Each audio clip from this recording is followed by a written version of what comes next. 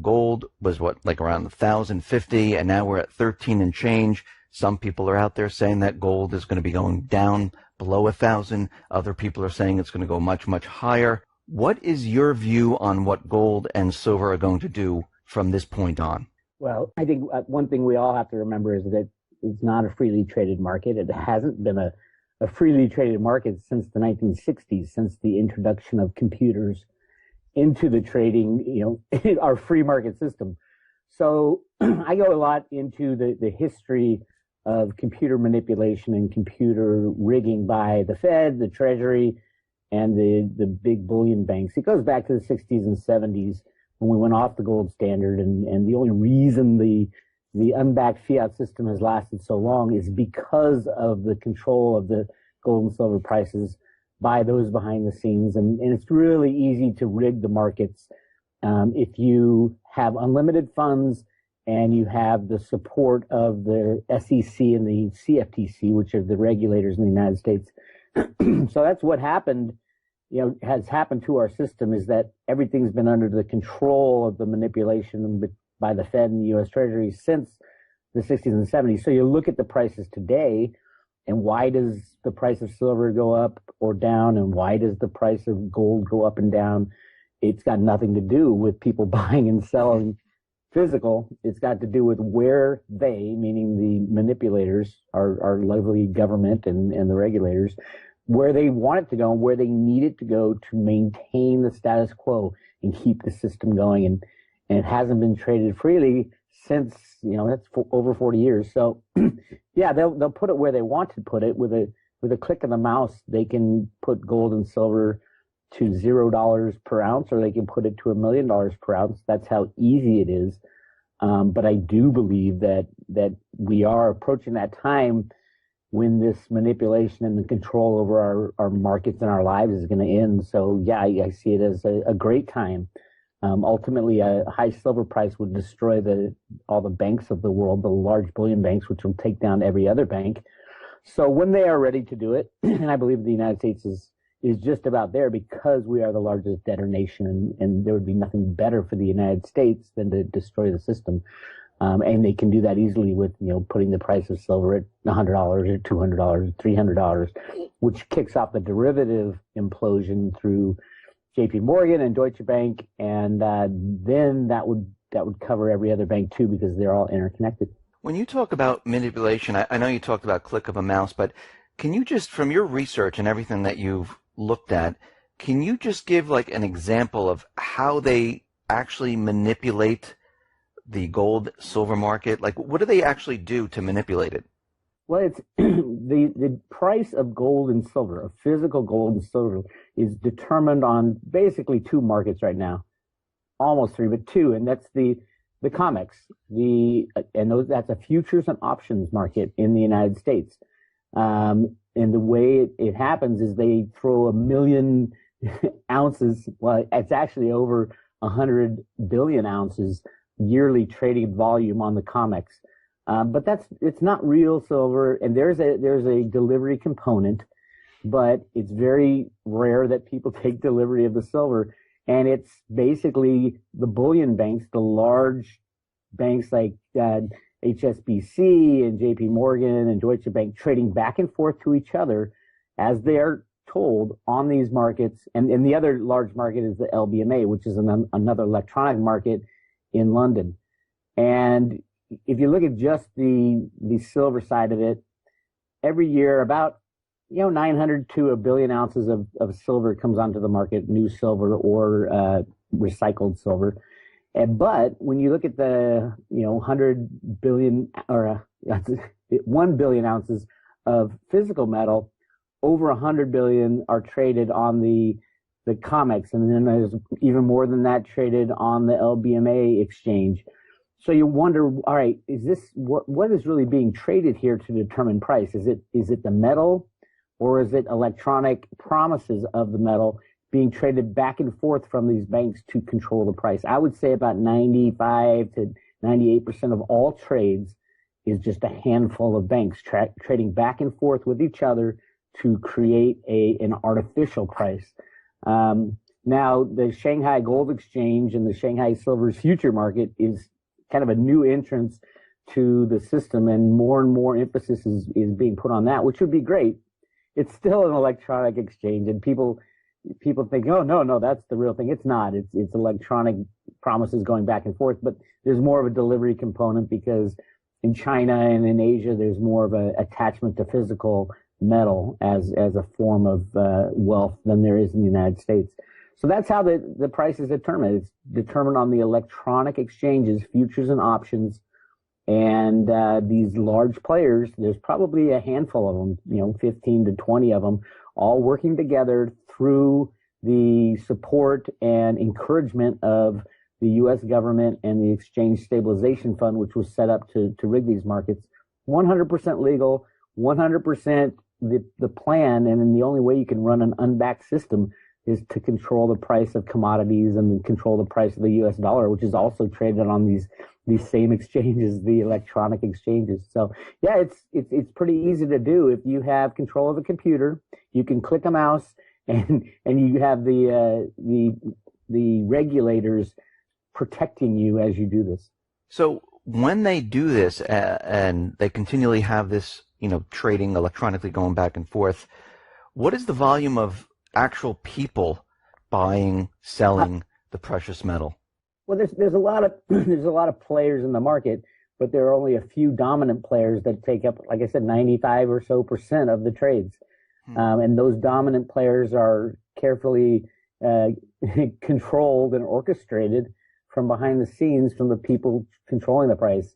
And we've seen it time and time again. GATA has proved it many times that these people collude with each other for various reasons. And there's a base manipulation, which is the control of the system overall that the Fed and the Treasury watches over. And then there's individual manipulations that happen where, JP Morgan wants to make a lot of money, so they'll contact a few of their buddies and say, hey, we got an operation to do, which happened in 2011 when they brought the price of silver up from $25 to $50 in the first 3 months of the year by placing one of their top executives as the chief of staff for Obama. And that's William Daley, and he was known as Jamie Dimon's economic, not an economic hitman, but he was the head of the SWAT team, is what Jamie Dimon called him at JP Morgan. And they had a problem with their silver book, so he was placed as the chief of staff for Obama for 1 year, and during that year, he brought up the price of silver from 25 to 50, and everybody, all the weekends, all the little guys got in, getting all excited, and then they slammed it down fairly easily, dumping a billion ounces of electronic silver on the market on, what was it, May 1st, I think it was, on a Sunday night. And you can do that when you control the mechanisms for the market and get the regulators on your side, and you have the government on your side and the U.S. Treasury. It was all planned and it was all orchestrated. And then when the year was up, silver ended up closing right around $25 again, just like it started in the beginning of the year. And then Bill Daley quit as Obama's chief of staff, job done, walk away, and then you go on to the next manipulation. So there's many people out there saying that there's a huge shortage of silver. We see the ratio of gold to silver right now, it's way off. Is there a huge shortage of silver? And why, two questions here, why is the ratio so off? Well, I think it's important to understand that in a free market, there should be no such thing as a shortage. Mm-hmm. A shortage would mean that people aren't allowed to raise the price. So as a commodity or as anything becomes less and less in supply, theoretically in a free market the price should rise. And as the price rises, the producers make more of it, more is entered, and you find some kind of price equilibrium after a while. And this works in a free market and has worked for centuries. The problem we have now is that it's no longer a free market. So without a free market, you do have supply shortages because the price isn't allowed to rise. And that is a huge problem. And then those in the know, who know what's going on, secretly load up on the real stuff as the price is kept low and the shortage is there. If they can get their hands on it at a certain price, they will. And that's why you see, the U.S. Mint in their Silver Eagle production. At times, they've even stopped production altogether. Although the price was very low, they couldn't get any supply of silver because of the market distortions that were provided by the suppression of price by basically by the U.S. government and the U.S. Treasury and the Fed trying to control the situation. So yeah, and when you look at the gold to silver ratio over in history in the United States and around the world, it's been anywhere from 10-1 to 20-1, and it's kind of the proper ratio because back in the day, throughout history, that's about what it is mined at, what it's pulled out of the ground at, about 10 ounces of silver for 1 ounce of gold. That has actually changed over the year on both sides of the equation. Now they're pulling out a little less silver and more gold, so that ratio kind of got thrown out of whack a little bit. But the big thing that threw it out of whack was in the 1930s, 40s, and 50s, the introduction of silver and into the electronics side of it, the industrial side of silver. And now the majority of physical silver goes into industrial applications like, in your cell phone and in your computer and in your telephone wires and in your solar panels and in your car, all kinds of electronic industrial applications that use silver because silver is the best conductor of electricity out of all the metals. So the gold silver ratio should be going the other way. It should be going down, and yet the price manipulation has been making it rise to now it's, like you said, 80-1, 80 ounces of silver buys you 1 ounce of gold. But truthfully, it should be well below 10-1 right now. I think it will go there. I think the more people understand what has happened over the last 40 years with silver price manipulation, and remember, silver is consumed. And because it's used in such tiny amounts in every flat screen TV and cell phone, and it is consumed in these little tiny amounts that never get recycled, which is really interesting because gold's the exact opposite. All the gold in the world has been basically put into jewelry and stuffed into a vault. So as the amount of gold that is above ground and physically available grows, and the amount of above ground silver shrinks. I mean, it's still there somewhere. You just can't get to it because it's in 100th of an ounce in a cell phone that you lost somewhere on your hike in the woods. That silver will never come to market. All the gold is still out there. So yeah, huge distortion. I think before this is, as the manipulation ends, you'll see gold and silver for a while coming to close to parity, 1-1. 1 ounce of gold will be worth 1 ounce of silver, and that'll be really unique time because people will stop using it as in the electronic industrial form and start using it more as money as it should be used. I believe it's been money longer than gold has been money. It's been used as money. They call it the people's money. So we'll see, and it all goes together with when this system will crash and when the Fed and the U.S. Treasury, who currently uphold the system, and they buy stocks and they buy the U.S. dollar, and they're going to run it for as long as they can, and that's what we have been doing. So when they let it go, it'll be interesting to see where the true fair market value of gold and silver really is. Are you looking at like any signs with gold and silver, like, okay, now the system's starting to fall apart and crack and gold is going to start to rise, silver is going to start to move up? Are you personally looking at any type of signal? There's tons of signals that I look at with my work at the Road to Roota, and the Road to Roota it's a theory based on a set of publications that the Fed Boston put out, and yeah, there's a tons of signs. One of the really big signs is that there's these what I call truth bombs coming out, these revelations that people have always been going on. Our system has always been rigged. Our politicians have always been massively corrupt, but it was never shown to people. You weren't allowed to talk about this stuff in Congress or in the banks or at the Fed or on CNBC, and you aren't allowed to talk about all the rigging and manipulation and criminal activity that goes on in our government and in our markets. But now we're starting to see these revelations come out and like in email exposures, and you're even seeing our justice system being questioned openly about their honesty, and that's key because people want to believe that we have the rule of law, and we are a just nation, and just saying that we're exceptional, the American exceptionalism is real versus the reality of what really goes on behind the scenes without the rule of law, with all these connected politicians getting off with doing literally anything they want, then the people start questioning, well, if our justice system isn't even, even they think they're above the law, then what kind of country do we have? And that's kind of part of what we're seeing with all these outbursts of riots, and the people are angry. But the key, I think, is the release of more of this information, more behind the scenes. Now, right now, it's the Democratic Party and the Clintons and George Soros kind of getting exposed. But I think real soon it's going to flop over to the other side, where the Republican National Committee will get exposed, and the Bushes and the hedge funds in Wall Street will get exposed, because they're all massively criminal. And once the people start seeing that, oh my God, it's not just the Clintons, and it's not just the Bush family and the Republicans, and it's everything to even half of Congress has been completely compromised, and they get payoffs all the time. We're worse than a third world country.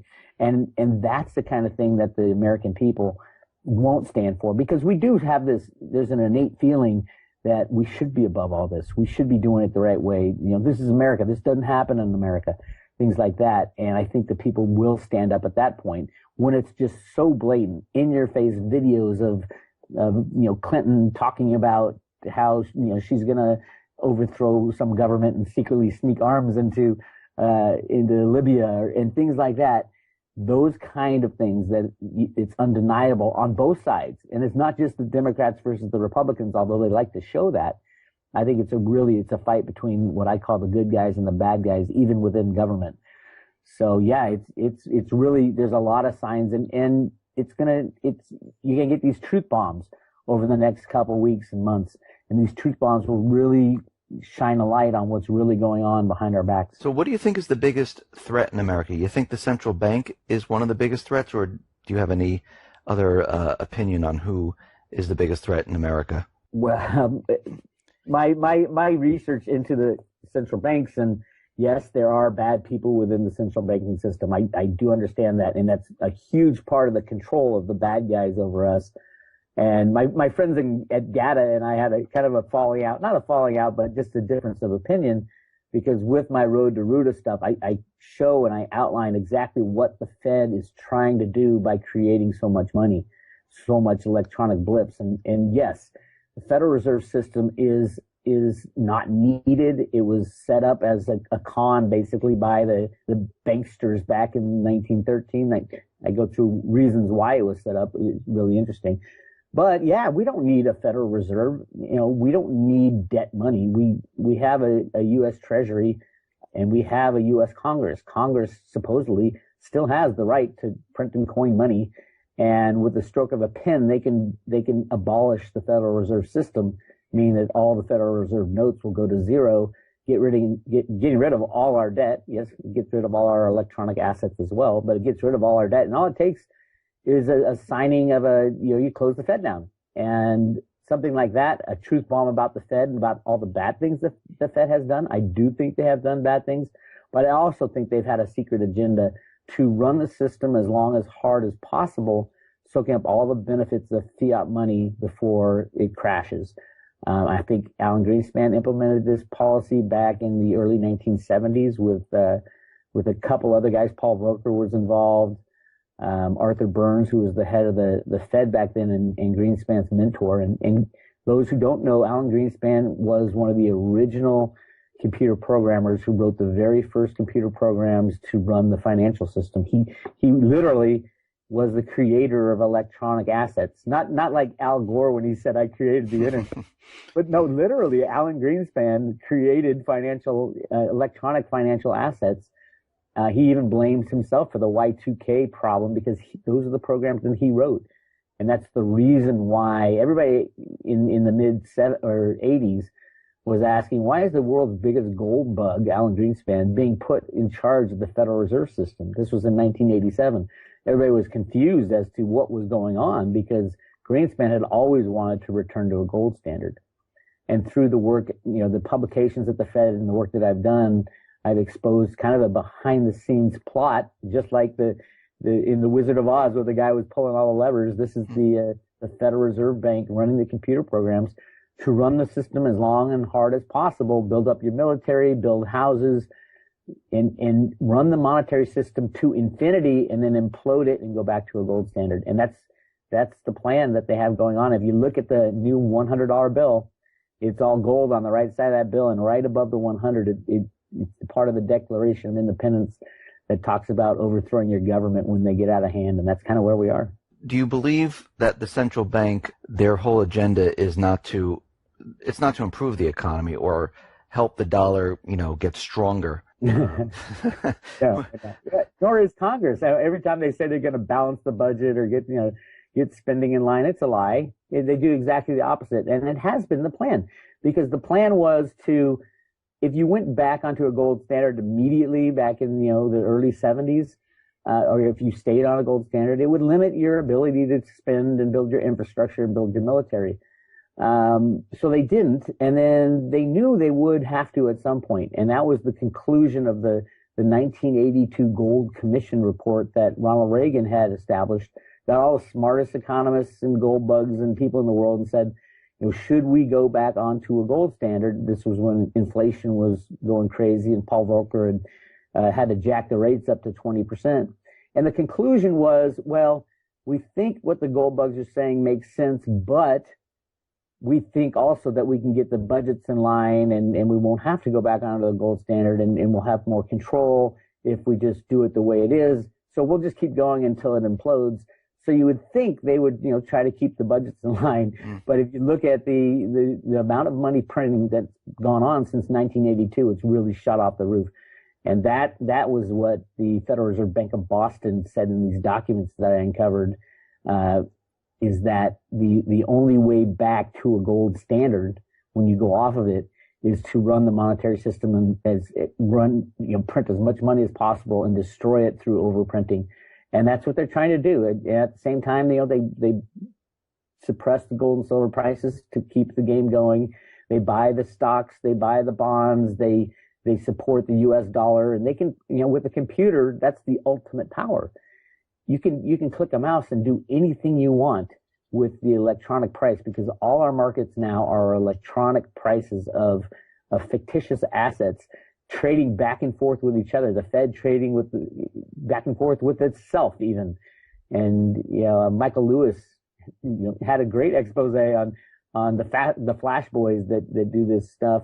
And he kind of drew the line at saying, well, our government's involved in it and they're the biggest Flash boys in the world because they invented electronic assets. They invented the very first computer programs that went into the rigging of the markets. And that was Alan Greenspan working at the Council of Economic Advisors for Ford, and he's been behind the scenes the whole time, clicking his little computer. He's still computer programs today, although he's getting he's up over 90, and you can tell by his interviews he's getting a little tired and is not as quick as he used to be. But he used to be brilliant, and no matter what people say about him, they call them bubbles, and they said you never know what the guy's saying. That was his job.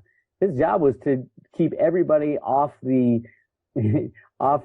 clues and away from the fact that our life has been under control of computer programs since the 1970s. Every single market has been controlled, and now the end game was always to end that control, in the computer control of the markets.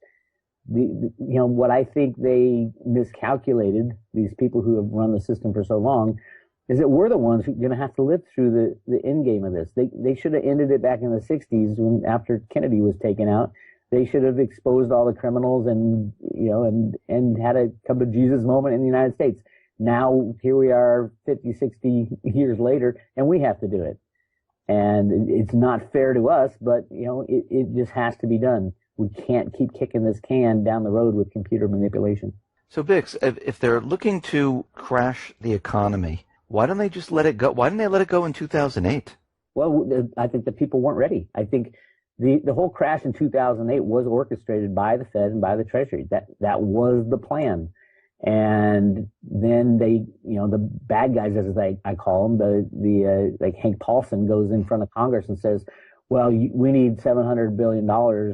And then, obviously they leveraged it to 20 trillion or whatever they do in a fractional reserve system. But they went in front of Congress. And if you remember in 2008, the first answer out of Congress was no. They denied the bailout. The stock market crashed 50%. 3 days later, Paulson comes back and says, you have to give it or the world's going to implode. And then we did it. There weren't enough people to stand up and say, well, nobody understood about the evilness of this banking system and what was going on. And that's part of the reason why it wasn't allowed to go completely through, is that the people weren't ready yet. The people weren't ready to stand up against the powers that be and the banking powers that be.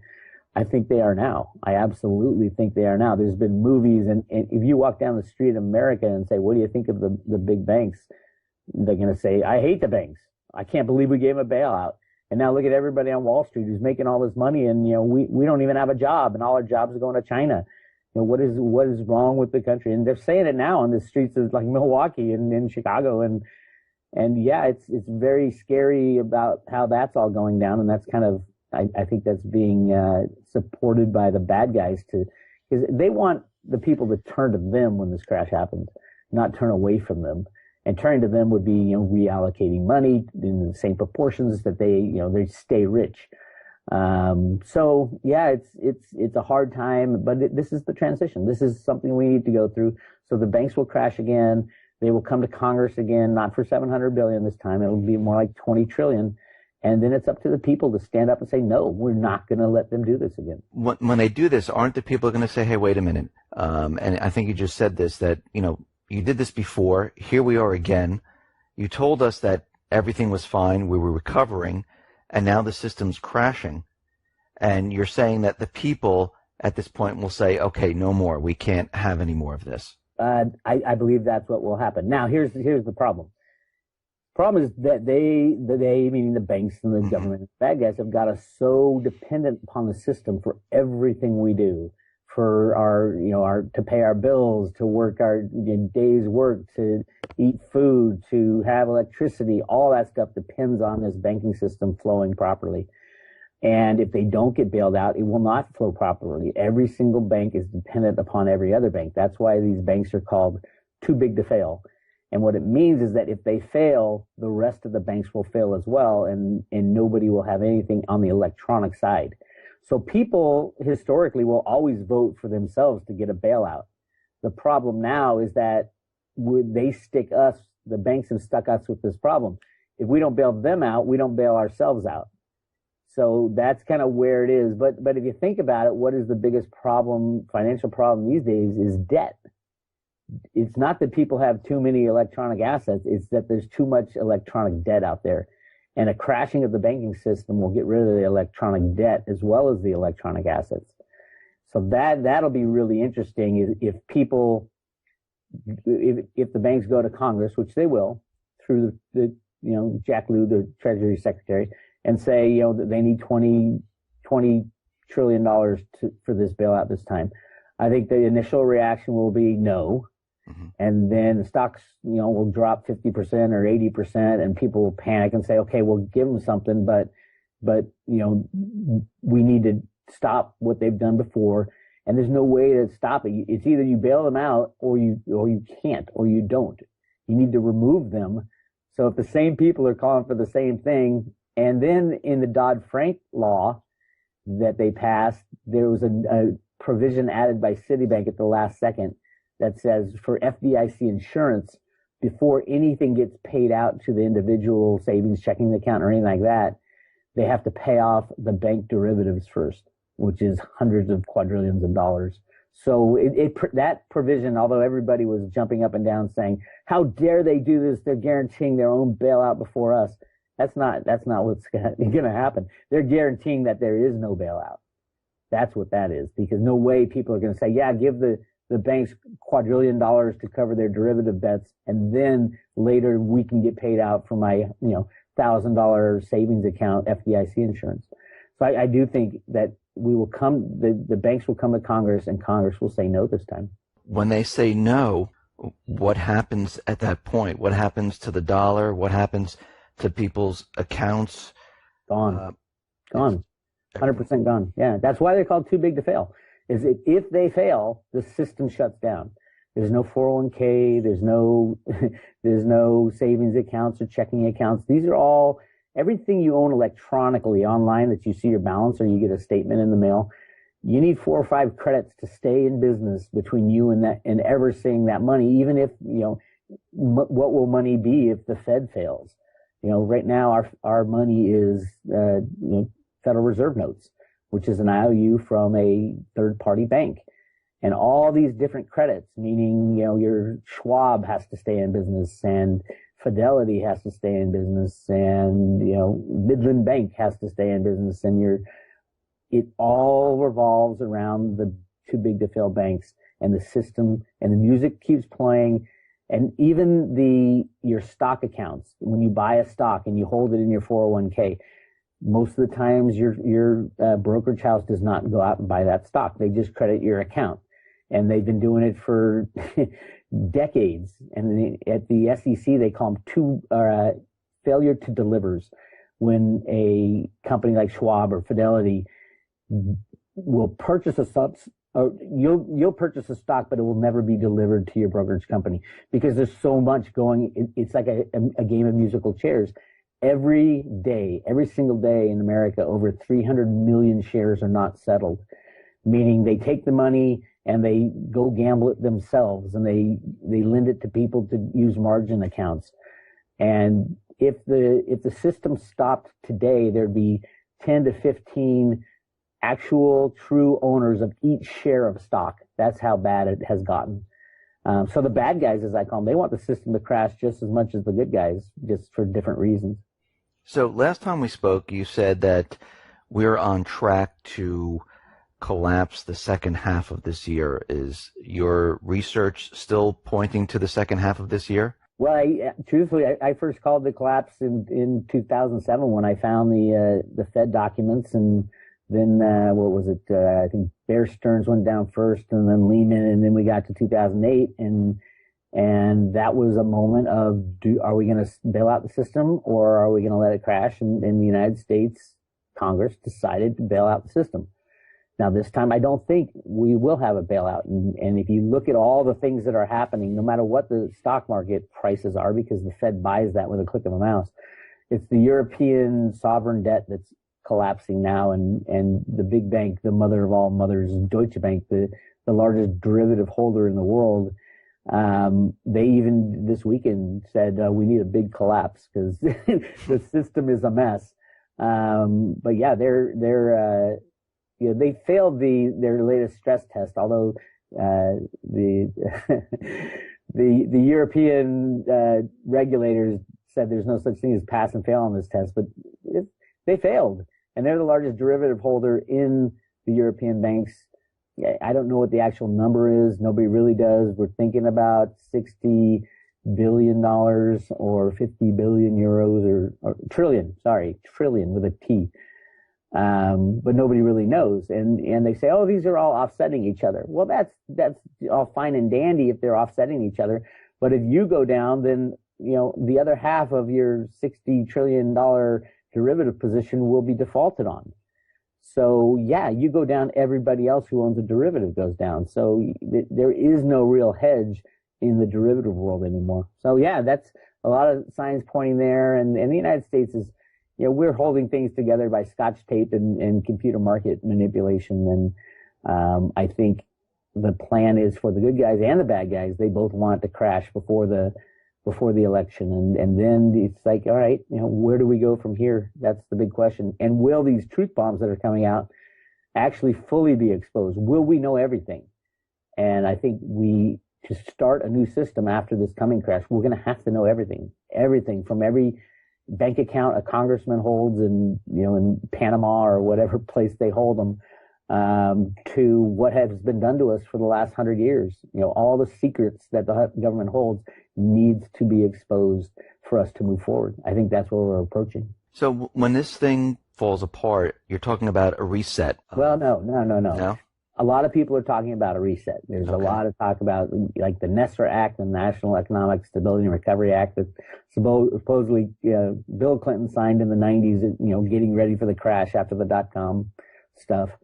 And then you hear all about this hidden gold in Asia, and everybody has a different idea of how there'll be a reset of the system. And the people that are, saying, yeah, we need a reset are mostly people who have stuff.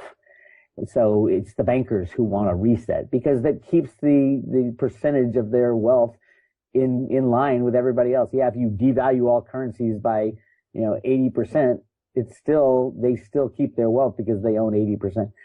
What I see happening is more organic. A crash in the banking system where all the banks go down because of the derivatives and the European bank failures, and they're all interconnected. And so there's no flow of money. And then a reallocation, not a reset, but a reallocation of money in the United States. That's what the Fed documents are saying in the Road to Roota comics and the information that I've dug into coming out of the Federal Reserve Bank of Boston. They reallocated money, and the way they did it, and the way Alan Greenspan, I think, has been promoting it, is you reallocate according to your Social Security balances. Because if you think about it, it pays off. The most important people are those people who have been, working the hardest over these past 50 years and are going to lose everything, and they don't really have the ability. So it's the old people that are getting screwed in the Social Security system that will have the most money because they paid into the system the longest. That's why they're not touching Social Security.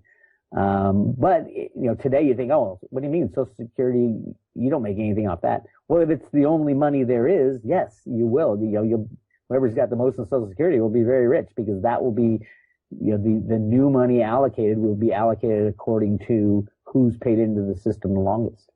It is a way, but even the Fed in their documentation says, well, we don't know if the people will accept that even. Will this be in dollars? I mean, what currency? I think they'll be in dollars, but real dollars, not Federal Reserve notes. I mean, the United States, the definition of a dollar is about 1 ounce of silver. It's defined as grains of like 300 and something grains of fine silver. Yeah, we'll go back to gold, silver. I think there'll be a Bitcoin component as well. The United States and the CIA and the NSA are knee deep in Bitcoin and assuring that nobody really messes with that because it's going to be one of the alternatives. And you think of the United States in the beginning, we're all about the right of the individual. And if you look at Bitcoin, that's what that thing's all about. It takes government completely out of the monetary system, which is unbelievable invention and can be very powerful when governments fail. If you think about Greece, if everybody had a little Bitcoin account on their cell phone, when they went down, they wouldn't have had to turn to the EU for a bailout at all, and there would be no austerity in Greece. They could just use Bitcoin and go along with their lives and probably be massively more well off than they are today. So you're saying that people should get into Bitcoin? Yes, definitely. I mean, if you believe in gold and silver and you understand that, it's not a long jump to jump over to Bitcoin. Yes, it's electronic, but it is not controlled by any government. It is not hacked. It's not hackable. Everybody has to approve every transaction. So it's very, people say, oh, people hide in the shadows on Bitcoin. I think, no, they don't. Every transaction is out there. It's just, your name's not on it, but every transaction is out there for people to see. Amazing technology. And if you're interested in Bitcoin and you heard about it at all, or you think it's crazy, go onto YouTube and just type in any question you have about Bitcoin, because this is an electronic form of money that will be here for the next 50 years. And you can get in now. You will, I guarantee everybody listening will at some point be getting into Bitcoin. You can get in now, or you can get in 2020 or 2030, but it will be here. The infrastructure is being built right now. I know a lot of people in the industry, and it's huge. It's gigantic, and they know what's about to happen to our fiat system. So Bitcoin and gold and silver will be the most likely tools to move forward as far as going back to a monetary system. I don't see any way that you can get enough people to agree to some kind of revaluation, because the people who want that are the people who are screwing up our system right now. The IMF and the World Bank and the central banks of the world, they're all talking about resets and, revaluation of currencies. I don't think people will trust them at all, and they shouldn't trust them. So with Bitcoin, gold, and silver, you don't need to trust anybody else but what you have in your hand. So will Bitcoin be backed by gold and silver, or is that no need? There's no need to back do it. Bitcoin. Okay. Bitcoin, the whole thing about gold and silver in the past, one of the many aspects of it is the scarcity factor. And that's why it's the only reason it works as money. It's scarce and it's durable. It's, you can go through the list of things that make a good money. Well, on the scarcity aspect of it, Bitcoin is even better than gold and silver because it is a defined number of Bitcoin that can ever be mined, which is 21 million coins. And it's divisible. I could give you a penny's worth of Bitcoin or a tenth of a penny's worth of Bitcoin today. So as far as Bitcoin needing to be backed by anything, it never will need to be backed by anything. Just like gold will never have to be backed by gold, and silver will never have to be backed by silver. They are assets. They are assets that have limited supply. We don't really know how limited the supply of gold and silver is. I think silver is much more limited than they tell us, and I think gold is much more plentiful than they tell us. I know gold is much more plentiful. It's not that there's 2 swimming pools full of gold. That is a fallacy that has been perpetuated by people like Jeffrey Christian from the CPM group. There's massive amounts of gold. I'm not saying gold is overvalued or undervalued. I think it's massively undervalued in relation to fiat money, but there is a lot more gold. And the Fed documents show, kids walking up to a bank with 10 gold coins to cash in. Really interesting stuff. But you go back and all the hidden gold mines and Yamashita's gold, and there's been gold mined for a long, long time. And it's the De Beers family, that came up with this. Supposedly they had all their researchers, tell the world exactly how much gold and silver there is in the world. And these are the people who, rigged the diamond markets. So that was GMFS back in the 60s. And they came up with a number, and then everybody's gone off that number, and it's complete baloney. And the United States has a lot of gold mines that they aren't tapping yet. I believe they will come out, and the Fed documents, it's exactly what they say, that at some point we're going to be tapping these gold mines that we've been saving for a long time. But silver, I think, is the exact opposite. That's why I think the silver to gold ratio will go to 1-to-1. Is silver, they've had to do some things just to get physical silver, like shutting down the largest secret military plant that had at least 500 million ounces of silver in it just to get the silver out in the 90s. Really interesting stuff when it comes to silver. Nobody really knows, truthfully. Nobody knows how much physical gold there is in the world. Nobody knows how much physical silver there is in the world. But they do know how much Bitcoin there is, and ever will be. So that's that. I'm a big fan of Bitcoin. I own some of it. I own mostly silver, and then I think I have 1 ounce of gold. So Bix, just for fun. When everything falls apart and you have your gold and silver, what do people do with it afterwards? They just continually hold it, or there's going to be a time and place where they say, okay, you have this gold, you can trade it in, this is how much it's worth? Well, see, that then you're getting to a question of what is going to be used as money. I mean, if you're going to trade, you want to trade things that are overvalued for something that's undervalued. We're just talking about investment, not what you need to live or anything like that. But for investments, yeah, that's the idea. If you think your dollars in the bank are undervalued and you think buying a house is a great time, your dollars are overvalued and the housing prices are low, yeah, buy a house because it's going to change relative to each other. But the whole concept of selling gold and silver and when's the best time to sell, it all depends on what we use as money after the crash. Because 99% of the time in history, people have gone back to gold and silver because you don't need a decider. It has history. And in Asia, you can say, yeah, obviously they'll go to gold and silver because the people, that's where they keep their dowries and their wealth is in gold. So yeah, in China and in India, gold is a huge part of the culture.